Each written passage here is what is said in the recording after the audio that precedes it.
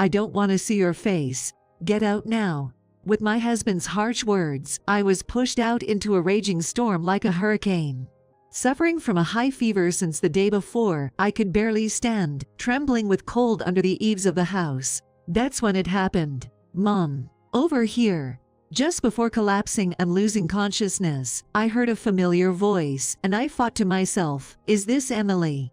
No way. Please, don't let it be a dream." The one calling was undoubtedly my dear daughter. However, it was impossible, because she passed away a year ago. I'm Madison, a 30-year-old office worker. I met Jason, my husband who's a year older, at a regular cafe, and I was drawn to his kindness and friendly demeanor. We got engaged after a year of dating, and I was at the height of happiness. Soon after, I got pregnant and gave birth to our daughter, Emily. She was an adorable child with fair skin and big eyes, but Emily was born with a heart condition. She often had fevers and coughing fits, requiring frequent hospitalizations. Each time, I sacrificed sleep to nurse her, often taking frequent breaks from work. Since my husband never stepped in to care for her, I ultimately decided to quit my job. The CEO at my work was understanding, saying, "You can continue working remotely if you want." But I also felt the desire to focus on caring for Emily. However, unbelievably, as soon as I quit my job, Jason started hurling insults at me.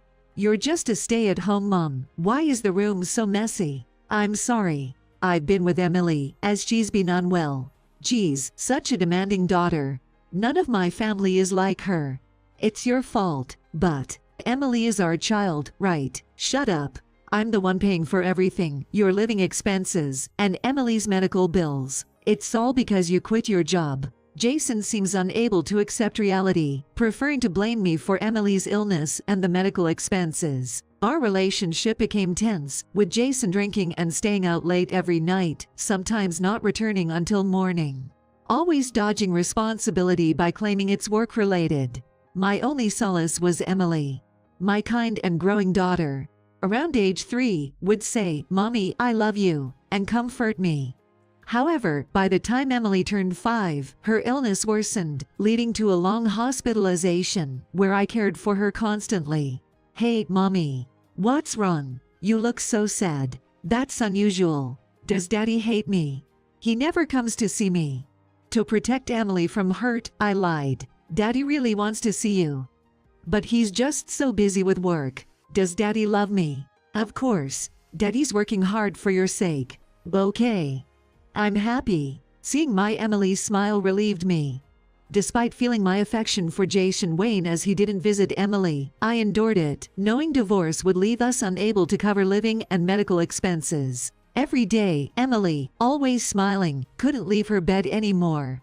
But she would light up when I read her picture books borrowed from the library near the hospital. Soon, she learned alphabets on her own, surprising me with her intelligence. She even started drawing, and when I bought her a sketchbook and crayons, she beamed with joy.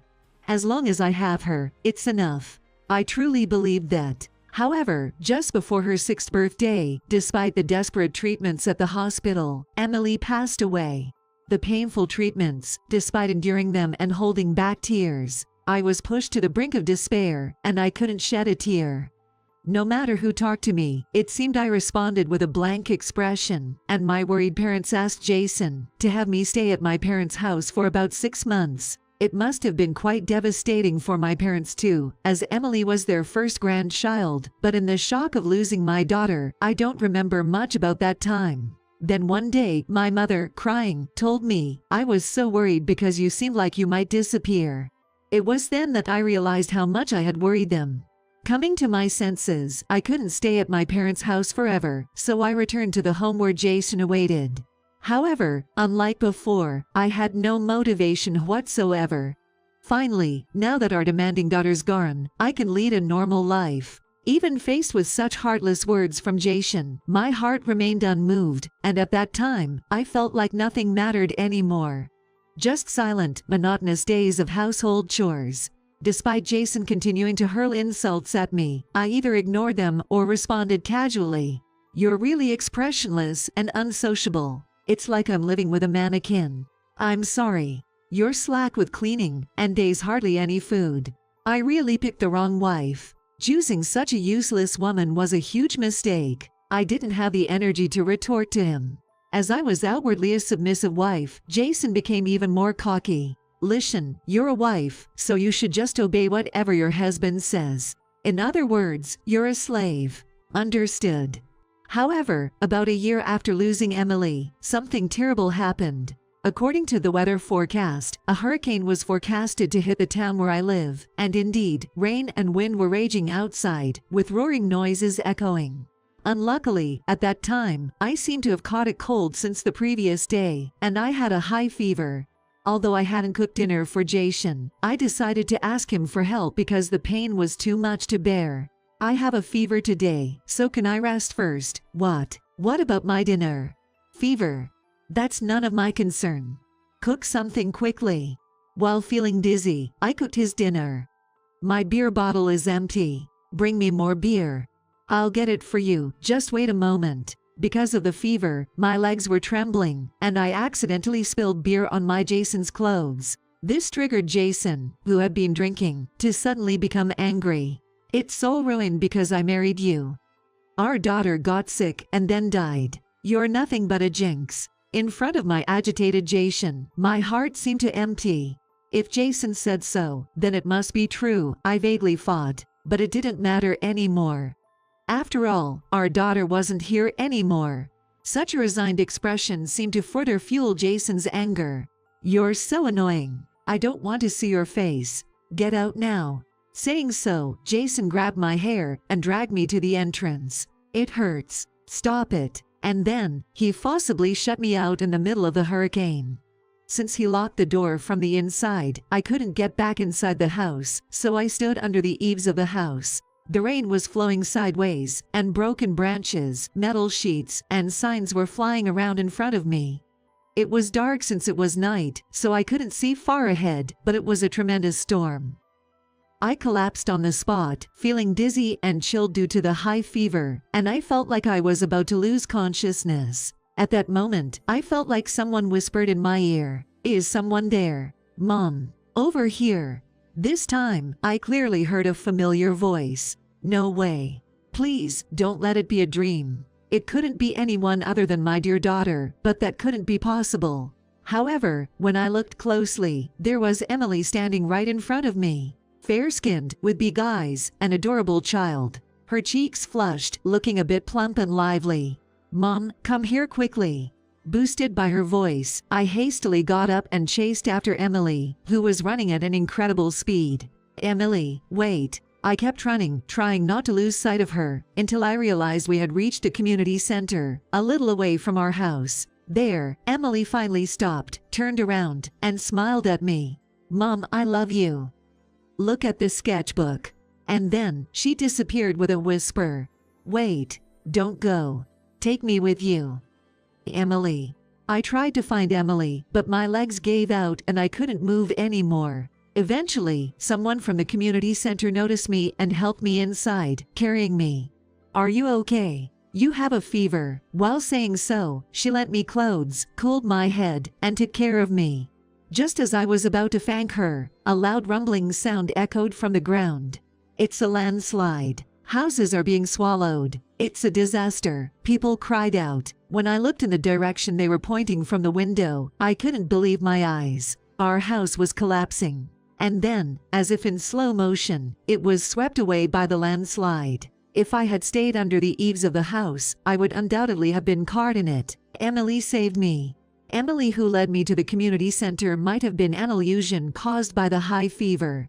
But meeting her and seeing her smile filled me with such joy, and for the first time in a while, I felt happiness. It turned out that only my house collapsed in the landslide. I worried about Jason, who was inside the house, but the local firefighters searched diligently, and several hours later, Jason, barely conscious, was rescued. He was seriously injured and taken to the hospital by ambulance. Although I no longer had any affection for him, I was genuinely relieved that he survived. Having lost our home, I stayed with my parents afterward. When my health finally improved and I went to the hospital where Jason was taken, I found him bedridden. His body was wrapped in bandages, with tubes for 4 drips and electrocardiograms extending from all over.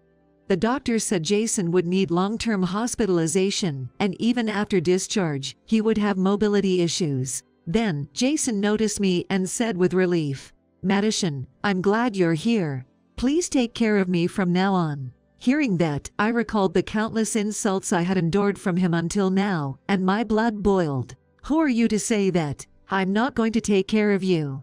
I'm divorcing you and living freely." Seeing me emotionally charged, Jason was wide-eyed in surprise. It's no wonder.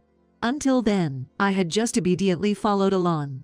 But Jason, not to be outdone, raised his voice. He probably thought that would make me quiet down again. "Hey, are you planning to abandon your injured husband who can't move? You're my wife, right? Oh, and who was it that didn't even pay attention to our sick daughter? And who locked a high feverish me out in the middle of a hurricane? You're my husband, right?" Words retorted from my mouth one after another, surprising even myself. Then, it seems he finally realized that I was different from before, as he suddenly started to speak softly and cautiously. "Don't say that. I've been working hard for you and Emily, you know." "Oh really? Is going out drinking every night and coming home in the morning considered work? That's my bad. I apologize. Please. I can't move my legs. There's no one else but you to take care of me, you know." "I refuse. Ask someone else." "Madison, please wait." Finally realizing that he was about to be abandoned, he begged for forgiveness with tears streaming down his face, but my heart remained unmoved. Leaving despairing Jason as he was, I left the hospital. My parents warmly welcomed me as I decided to live with them from then on. 3 days later, the firefighters delivered a small suitcase to my parents' house, found in the collapsed house. It contained Emily's belongings from the hospital where she had been hospitalized. Although I had been avoiding to see them until now, remembering Emily's words, "Look at this sketchbook," I decided to open it. The sketchbook was filled with bright drawings. Smiling nurses and patients at the hospital, the sun and green trees visible from the window, butterflies, birds, beautiful flowers. I realized that Emily had spent happy days. And on the last page of the sketchbook, there was a drawing of me with the words "Mom, I love you," and a big smile. From hair accessories to necklaces, earrings, and bracelets, she had adorned me with every accessory imaginable. I couldn't dress up in the hospital, but Emily had dressed me up as much as she could in her drawings. The sadness of losing my daughter will never disappear from my heart, but I decided at that moment to live positively, as the mom Emily loved. Afterward, I got a divorce and claimed $10,000 in compensation for mental anguish from Jason. From the division of property, I received the full amount promptly. Jason, with his disabled body, struggled at work and ended up retiring. It seems he had been cold and distant not only to me but also to those around him, leaving him isolated without anyone to turn to. With no home left, he now lives alone in an old, cramped apartment, making ends meet with odd jobs. He asked me, "I want to get back together. I've changed." But I firmly refused. On the other hand, I was fortunate enough to return to my former job while living with my parents. I dress stylishly and smile every day, just like the picture Emily drew for me. I intend to live true to myself so as not to embarrass my daughter.